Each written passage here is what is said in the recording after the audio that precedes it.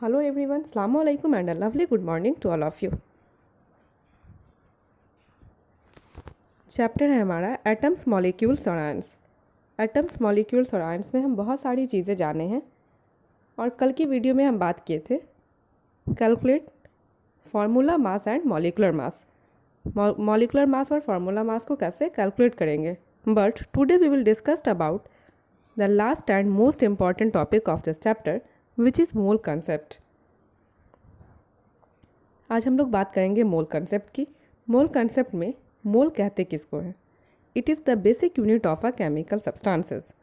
ये जितने भी केमिकल सब्सटेंस हैं उन सारे केमिकल सब्सटेंस का बेसिक यूनिट है। दुनिया के अंदर जितनी भी चीज़ें हैं उन सारी चीज़ों को मेज़र करने के लिए कोई ना कोई बेसिक यूनिट है। सेम वैसे ही केमिकल सब्सटेंस को मेज़र करने के लिए बेसिक यूनिट मोल है। A mole represent a different number of a particles with atoms, molecules, ions और इलेक्ट्रॉन्स। एटम, मॉलिक्यूल्स, आयंस और इलेक्ट्रॉन के डिफरेंट नंबर को मोल रिप्रेजेंट करता है।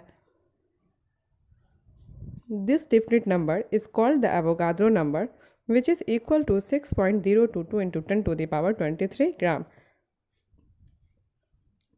जिस डिफरेंट नंबर को हम लोग एवोगाद्रो नंबर कहते हैं और ये डिफरेंट नंबर बराबर होता है 6.02 इंटू 10⁻23 ग्राम के। जैसे एग्जाम्पल देखिए आप, atomic mass of sodium is 22.99 AMU। Therefore mass of 1 mole of sodium is exactly 22.99 gram. Sodium का एटॉमिक मास 22.99 AMU होता है। इसका एग्जैक्टली एटॉमिक मास 22.99 है। राउंड फिगर में हम लोग सोडियम का एटॉमिक मास 23 AMU लेते हैं। हम जानते हैं कि एटॉमिक मास को मेज़र करने के लिए unit AMU atomic mass unit होता है। तो अगर सोडियम का एटॉमिक मास 22.99 AMU है तो 1 मोल सोडियम का मास क्या होगा? 22.99 ग्राम होगा। मोल कंसेप्ट में बहुत सारे क्वेश्चंस हैं मल्टीपल टाइप, जिन सारे क्वेश्चन को सॉल्व करने के लिए बहुत सारे फार्मूलाज हैं। जिसमें पहला फार्मूला है मोल निकालने के लिए। मोल निकालने के लिए फार्मूला है गिवन मास बाय एटॉमिक मास। अगर एटम के केस में है तो एटॉमिक मास, मॉलिक्यूल्स के केस में है तो मॉलिकुलर मास। मॉलिकुलर मास भी निकालना आपको पता ही है और एटॉमिक मास सारे चीज़ों का है ही पहले से। तो एक क्वेश्चन देखिए, convert into mole 12 gram of oxygen atom. 12 gram oxygen atom को कन्वर्ट करना है मोल में। तो मोल में कन्वर्ट करने के लिए फार्मूला है हमारा given mass by atomic mass. Given mass 12 gram, atomic mass है 16 ग्राम। तो मोल निकालने के लिए क्या करते हैं? गिवन मास बाय एटॉमिक मास। तो गिवन मास है 12/16, कैलकुलेट करेंगे 2 8 ज़ा 16, 2 6 ज़ा 12, फिर करेंगे 3 2 ज़ा 6, 2 4 ज़ा 8, 3/4 मोल होगा। 12 ग्राम ऑक्सीजन एटम को अगर हम लोग मोल में कन्वर्ट करेंगे तो 3/4 मोल होगा। और भी बहुत सारे क्वेश्चन मोल कंसेप्ट में बनते हैं।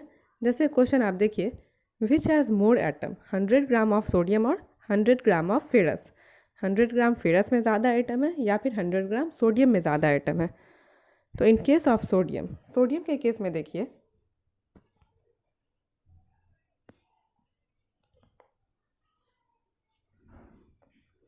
Given mass by atomic mass. Sodium का एटॉमिक मास 23, तो 100/23 करेंगे 4.3 मोल आएगा। 100/23 को अगर कैलकुलेट करेंगे तो क्या आएगा? 4.3 मोल। सेम वैसे ही in case of ferrous, ferrous के केस में अगर हम मोल निकालेंगे तो फार्मूला सेम है given mass by atomic mass. Ferrous का एटॉमिक मास 56 होता है, तो 100/56, और जब इसको कैलकुलेट करेंगे तो 1.7 मोल आएगा। 4.3 मोल ज़्यादा है 1.7 मोल के कंपैरिजन में। तो सोडियम के केस में नंबर ऑफ एटम ज़्यादा होगा।